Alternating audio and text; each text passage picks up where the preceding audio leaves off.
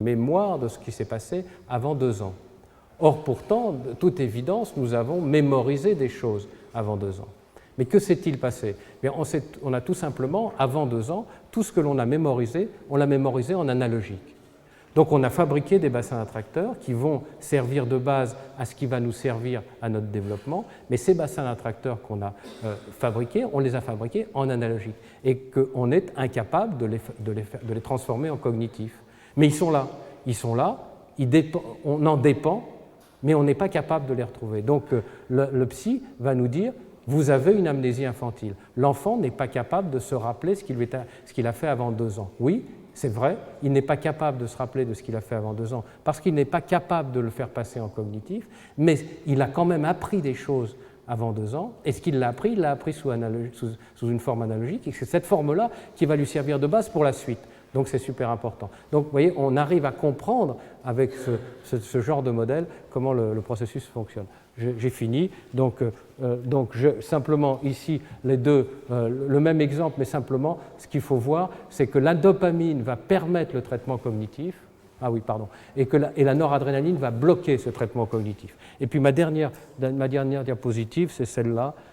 Ah oui, bon, bah ça c'est comment les modulateurs, oui, j'ai été trop long, excusez-moi, comment les modulateurs vont modifier les bassins attracteurs. La noradrénaline va diminuer le diamètre des bassins et augmenter la profondeur.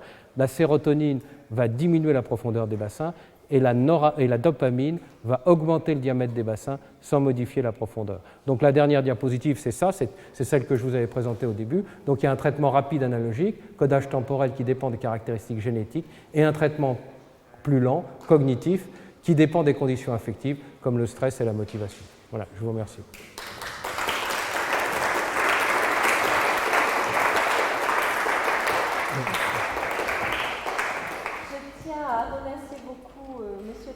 D'avoir fait cette brillante conférence. S'il y a des questions, je vais passer la parole à la salle. J'ai quelques informations à donner, si monsieur le traducteur vient s'en charger. Simplement pour rappeler que les séances parallèles ont commencé à l'étage. Un changement, il y a un symposium qui était prévu demain à 16h45 et qui en fait aura lieu aujourd'hui.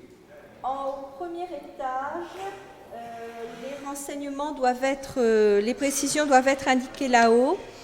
Et puis, dernière information pratique, le café est servi dans le hall des amphithéâtres jusqu'à 16h. Donc, vous avez largement le temps d'en profiter. Merci pour votre attention. Est-ce qu'il y a des questions pour M. Tassin? Je suis désolé pour cette... Je n'ai pas vu le temps, vous auriez pu me dire avant. C'était très intéressant. Attendez une minute, on va vous donner un micro.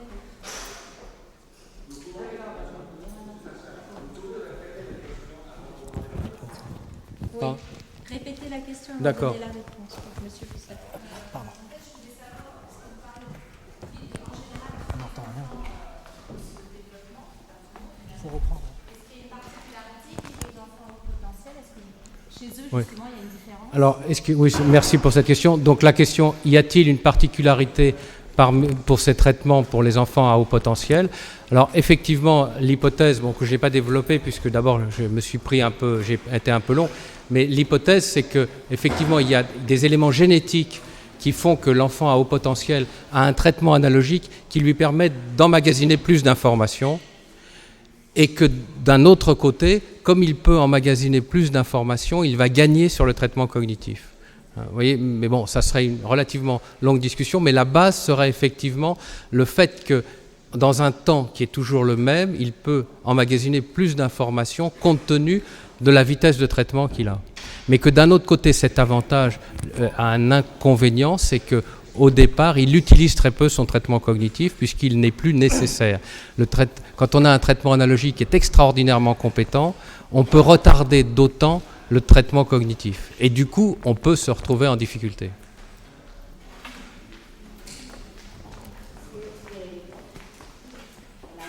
La fréquence de présentation du stimuli va changer ou moduler la production de la dopamine. La fréquence? La fréquence, c'est-à-dire si au début le bébé reçoit vous présentez les stimuli plusieurs fois. Ça veut dire que je veux encourager un autre type de traitement. Oui. Parce que la fréquence des stimuli, des présentations des stimuli va changer la modulation, on va améliorer l'utilisation de la dopamine quelque part. À condition, oui, à condition que, bon, la théorie c'est que il faut que le stimulus dont vous parlez soit récompensant. C'est-à-dire que s'il y a une récompense, effectivement, la dopamine va intervenir pour rendre le stimulus, pour mémoriser le stimulus. Oui, est-ce que la récompense peut être la clarification des stimuli, par exemple? Si je deviens, au lieu de uniquement saisir les éléments saillants, ça me permet de discriminer mieux, les mêmes tâches cognitives va être un effet d'amélioration, si vous voulez, ou des changements des modulateurs. Oui, oui. C'est une récompense en soi, le même processus cognitif, la clarification des stimuli en soi. Exactement. Si vous avez réussi à convaincre un enfant que faire bien, c'est bien, vous y gagnez. D'accord. Ok. Merci. Oui.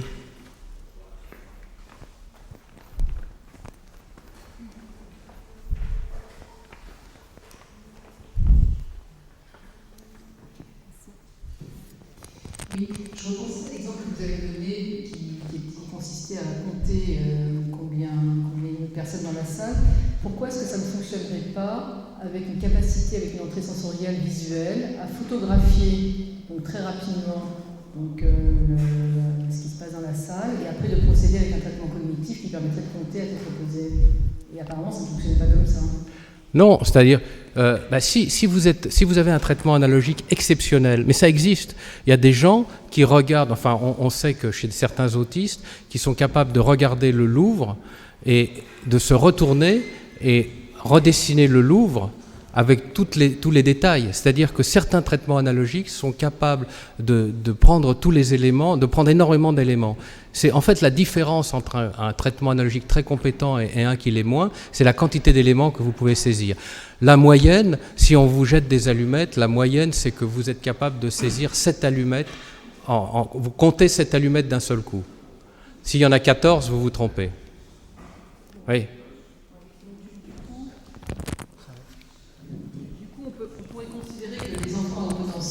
Aurait à ce moment-là, en termes en effet de traitement analogique, un traitement analogique qui serait beaucoup plus important et qui leur permettrait à ce moment-là de passer par le traitement analogique et de procéder dans un second temps au traitement cognitif, mais avec moins de risque d'erreur. Avec moins de surtout, non, c'est pas vraiment, moins de risque d'erreur, mais surtout d'en avoir moins besoin, puisque leur analogique leur permet de se passer entre guillemets du cognitif. Et du coup, ça peut devenir un handicap, puisque pendant un certain temps, tout va bien sans prendre le chemin qu'on essaye de leur faire prendre.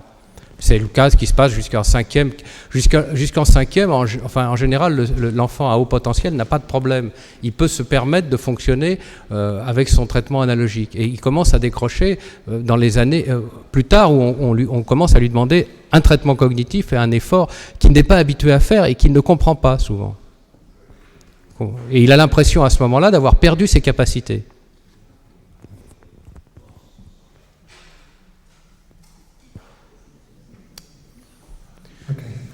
You mentioned stress and motivation more or less in one sentence. Mm-hmm. Do you see those as being on a continuum at opposite ends, or are they sort of parallel systems? Yeah, well, there is definitely a continuum between motivation and stress, because actually what's happening is that dopamine is activated by motivation at a certain level, and stress is also an extreme activator of dopamine. First you have noradrenaline, then you have dopamine, which follows immediately afterwards. And therefore, if you have, you need a certain level of activation of dopamine to get to motivation low level. And then if you get up to the stress, then you lose your possibility of cognitive functioning. You see what I mean? You must be in a certain window between motivation, which is low, and stress, which is high, about dopamine.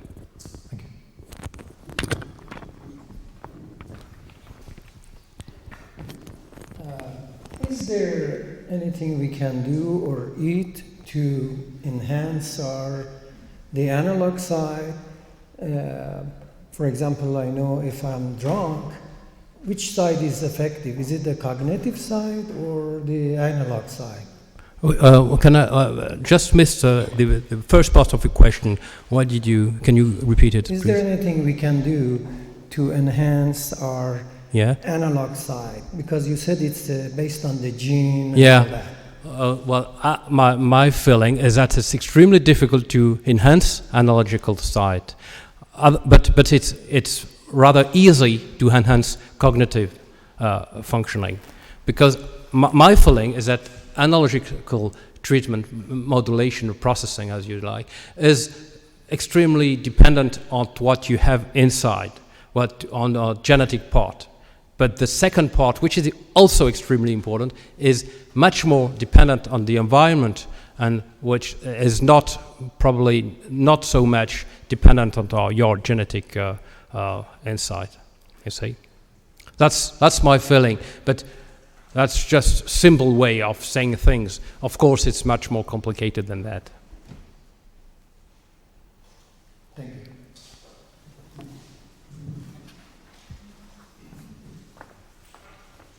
The thing is, maybe you have to understand that in the analogical bassin d'attracteur, you have perceptions, you have also affects, emotion, and that's two things which are together, and then when you do cognitive treatment, then you send the information back to analogic, and you create new bassins d'attracteurs.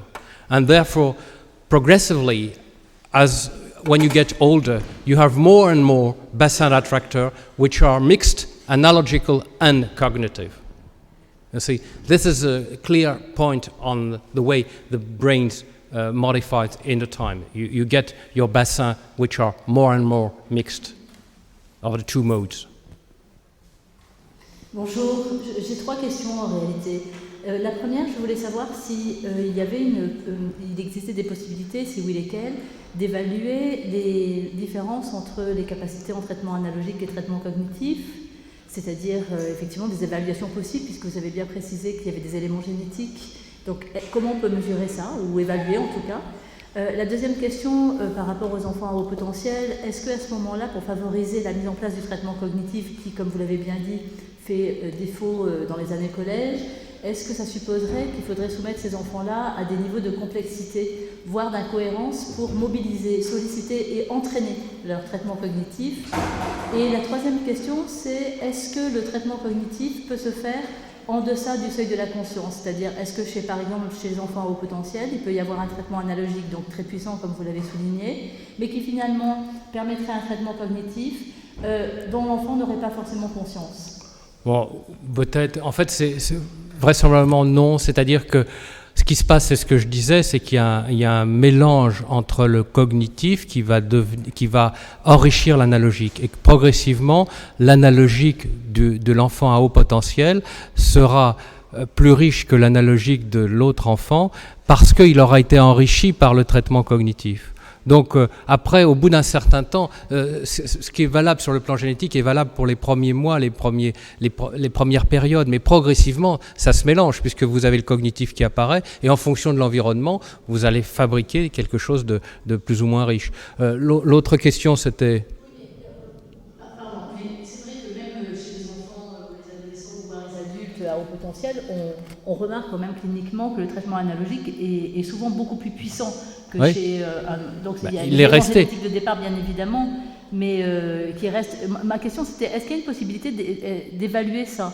Alors bon, oui, théoriquement oui. Ben, ça c'est une longue discussion. C'est que effectivement le QI, la partie performance du QI donne mais chez les enfants assez jeunes, à condition de le faire chez les enfants très jeunes, mais c'est des enfants de 4 ans de cet ordre-là, 4-5 ans, on a un peu accès à cette partie analogique quand on prend des enfants très jeunes et qu'on leur fait ce type de test. Et ensuite, on va pouvoir les retrouver chez l'adulte. Alors là, il y a des tas de petits tests marrants qui permettent très facilement d'avoir des idées sur la façon dont l'adulte utilise ces informations. Si vous voulez, je peux vous donner un exemple, si vous avez une seconde. C'est un truc classique qui est amusant, c'est que vous êtes en train de faire une course de vélo, hein, et vous allez me répondre très vite à la question que je vous ai posée. Hein. Vous êtes en train de faire une course de vélo, et vous doublez le deuxième. Vous êtes en quelle position ? Premier. Voilà. Alors, vous avez fait du traitement Analogique. et vous êtes en fait en deuxième position quand vous avez doublé le deuxième. Quand vous doublez le deuxième, vous vous retrouvez en deuxième position. Si vous faites un traitement cognitif, vous vous retrouvez en deuxième position. Si vous faites un traitement analogique, vous vous trouvez en première position. Donc vous utilisez, vous, plus votre traitement analogique que votre traitement cognitif. Celui qui a fait le traitement cognitif, il s'est vu dans la course, il double le deuxième, et ben il voit le premier qui est toujours là. Celui qui fait l'analogique, il dit avant le deuxième, il y a le premier. Donc ce qui veut bien dire que si j'étais en contrôle et que j'étais une élève de troisième, je me serais plantée. Pardon, si j'étais une élève de troisième et que c'était un contrôle, je me serais plantée. Vous seriez planté, mais c'était fait pour vous faire planter. Bien sûr. C'était fabriqué pour ça. Non, et vous n'auriez pas eu une mauvaise note, ou alors le prof, c'est vraiment pas sympa, quoi. Oui, mais il y en a quand même un certain nombre. Mais donc c'est pour rebondir sur mon autre question, est-ce qu'effectivement, en complexifiant la nature de la tâche, on peut faciliter l'accès au traitement cognitif chez des enfants ? Bien sûr, ah oui. Alors là, c'est clair. Oui, c'est tout à fait clair. C'est-à-dire que c'est vous imposer. Mais il faut. Le problème, c'est l'environnement. C'est que si l'enfant, si vous lui imposez des réponses, pour que les réponses soient bonnes, il faut qu'il soit passé par le cognitif. Et si c'est pareil pour tout le monde, à ce moment-là, il fait comme tout le monde.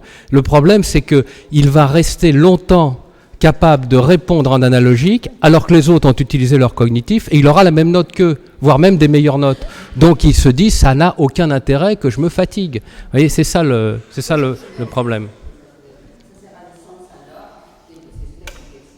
Pardon ? Oui. Oui. Seulement, si vous augmentez la complexité pour certains, il y en a d'autres qui sont largués. Donc, vous rendez le... Ça une des raisons pour lesquelles il faut les traiter différentiellement. Voilà. Bon. Excusez-moi d'avoir dépassé mon temps. Merci.